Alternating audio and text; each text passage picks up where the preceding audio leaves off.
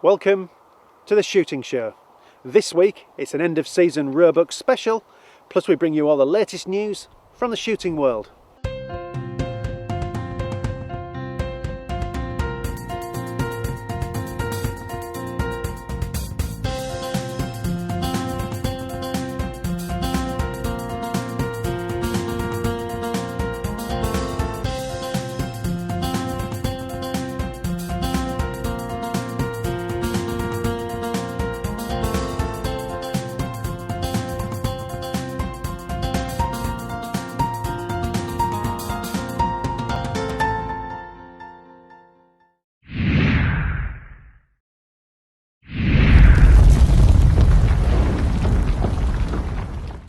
Wind's bad, yeah? Bloody wind's terrible. It's blowing straight. It's straight east and it's blowing straight down to the wood. So our best laid plans have kind of gone out the window. If we adjust on it. So again? Adjust and go somewhere else? Yep. The wind direction has done a switch on us, forcing a change of location. Plan B. As the heavens open, Plan B is soon looking scuppered as well. Time for another rethink. At least the hares and pheasants are enjoying the rain. Plan C. Some of the mature woods on the estate present the best opportunity if heavy rain has set in. Choosing a slow, careful stalk with plenty of glass in an effort to get onto deer that are now reluctant to venture out of cover.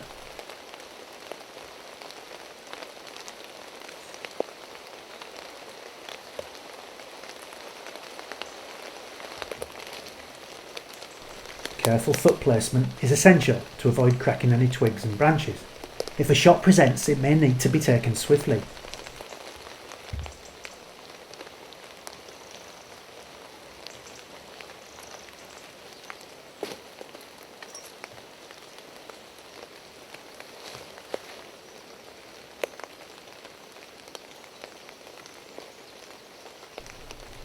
I spot my buck gently making his way through the thicket. I ready the rifle, hoping for a clear shot.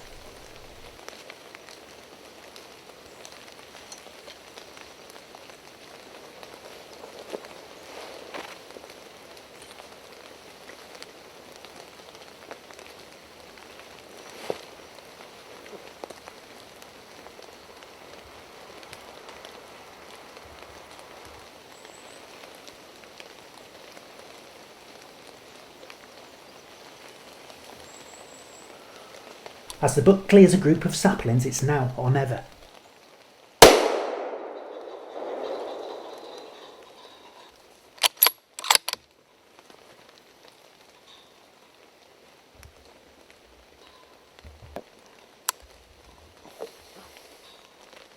The shot finds its mark and the buck drops on the spot.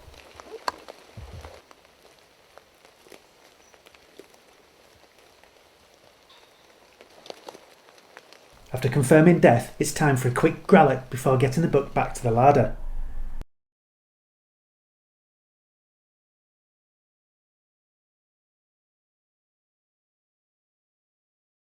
The rain came on fairly strong, so it's kind of not looking good for the deer coming out of the wood, so took the option of a foot stalk through the wood. Often in this kind of weather, when the rain's down, the deer don't like to move, so they're actually in the trees, and you can get away with stalking in the wood, but you've got to be quiet. He came through. It was a little bit difficult because there's so many small saplings in the way, and there was one area where I could get a clear shot, and he just stepped into that, and hey, look, you know, as they say, the rest is history. The bullet went in just behind the shoulder. 76 grain Gecko Express, and it's made a 50p a piece hole at this side. We'll perhaps lose the top part of the meat on the left foreleg, but the beast went straight down. Just really didn't know what hit him. For the afternoon stalk, twin brother Shaun takes up a stalking invite. We return to the area we couldn't stalk this morning, and I direct Shaun into one of the seats as I make for the box seat.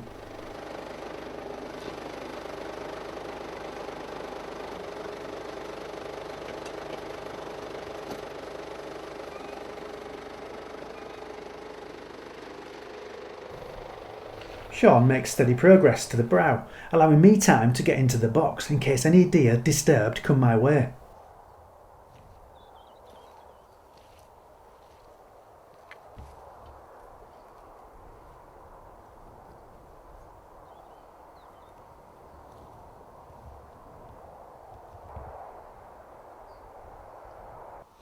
Fresh deer sign, but these guys weren't hanging around.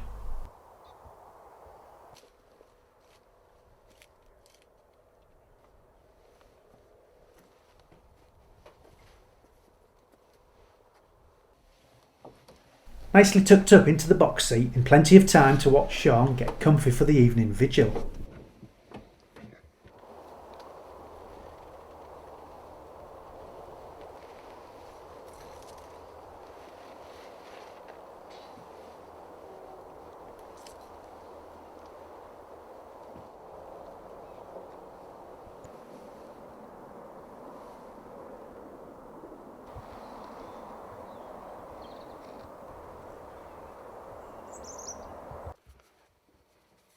A quick wind check as a group of French partridges march past and some hares frolic around. Sure signs that everything is settling down.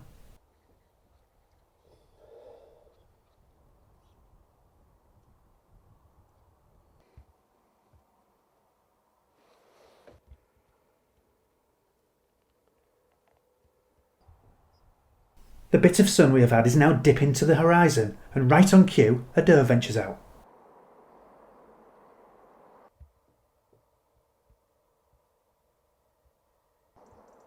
Shaun is also treated to a close-up view of a beautiful roe doe in full winter coat. It's still buck season though.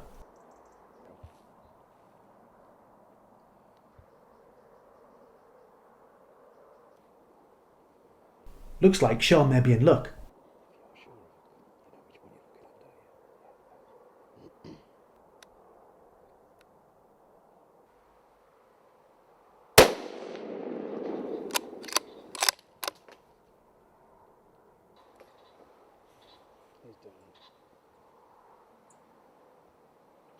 He's going, Shaun, you're alright.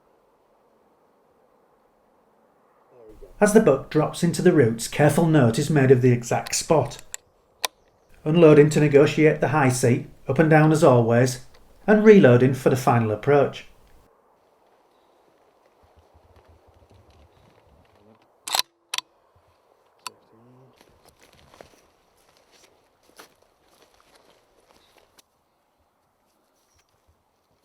Your shot strike is found and looks good, leading straight into a good blood trail which is carefully followed up.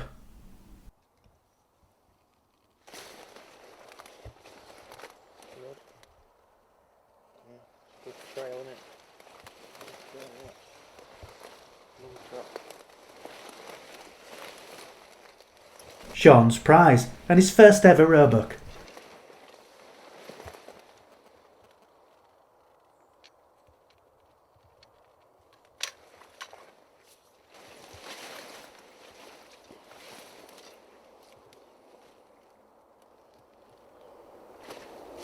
Young buck, fine order, well done. First roebuck. Yeah, first roebuck. Good shot, pleased with that.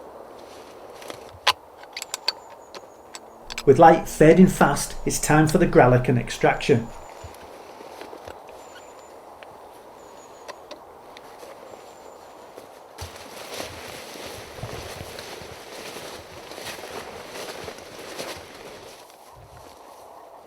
Is that a good shot then, Pete? Yeah, good. Yeah, the grellic. Right, we're just about to do the grellic, and roedoe's just come out.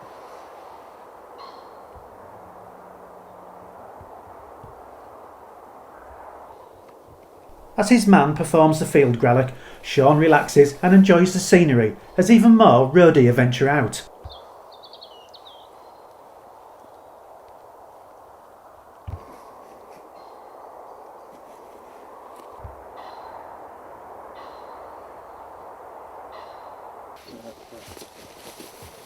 The last of the sun reflecting off a low, full moon.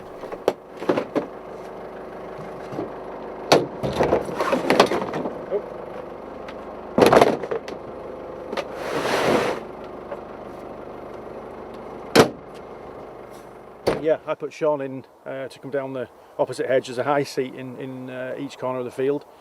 Mine's a box seat up on the hedge in a holly bush, and where Shaun was a lean-to onto a poplar down by the woods.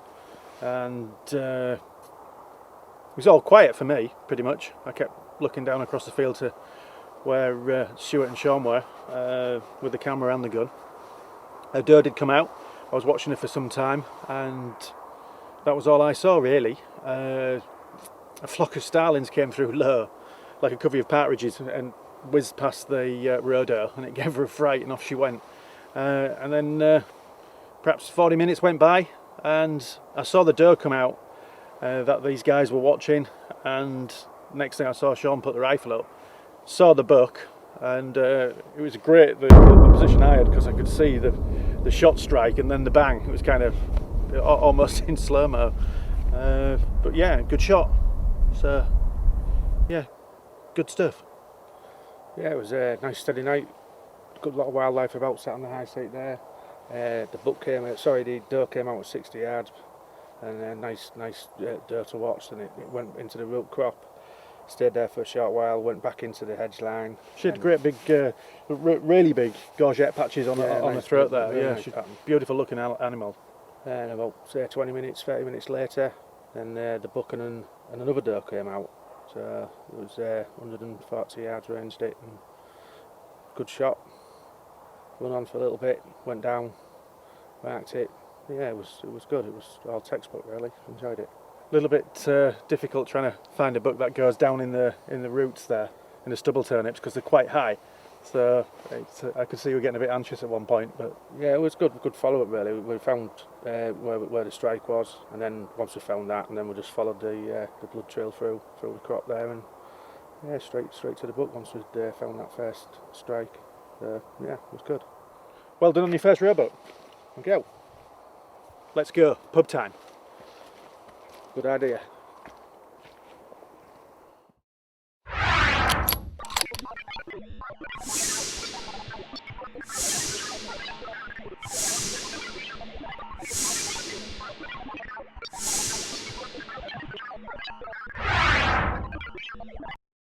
Well done, Shaun, on his first roebuck there. And now, the shooting show news. This is the shooting show news. Grouse shooting was on trial on Tuesday as the Parliamentary Petitions Committee took evidence from shooting's biggest supporters and detractors. Mark Avery was first up, presenting an emotive argument against driven grouse shooting. He accused it of being an industry founded on wildlife crime. MPs asked him to present some hard evidence, but he was unable to do so. By contrast, the Moorland Association and Countryside Alliance presented large volumes of research in support of shooting. There'll be a bigger debate in Parliament at the end of the month. Elsewhere, the government has confirmed its support for shooting. In a response to another petition, this one calling for a moratorium on woodcock shooting, DEFRA said it does not believe shooting is responsible for declines in populations of wading birds. DEFRA said shooting is a legitimate activity, and in addition to providing jobs and investment in some of our most remote areas, it can offer important benefits for wildlife and habitat conservation. The new rules are out for Olympic shooting events. All international shotgun events, including the Tokyo Olympics, will now use a progressive elimination final format, similar to how the rifle and pistol events work. Semi-finals and medal matches are abolished. Trap finalists will shoot up to 50 targets without a break, while double trap finalists will shoot up to 40 pairs.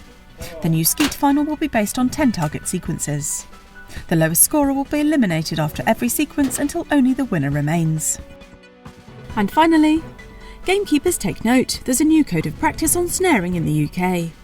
The code aims to improve animal management and conservation in fox control while minimising the risk to non-target species. You can download the code from the Countryside Alliance website. And if you're a gamekeeper, make sure you get iShoot magazine every month. That was the Shooting Show news.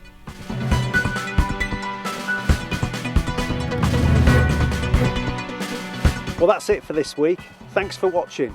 Please like us on Facebook and follow us on Twitter. And if you're not a member of BASC, it's time to join now. BASC, looking after your sport, looking after you. This has been The Shooting Show.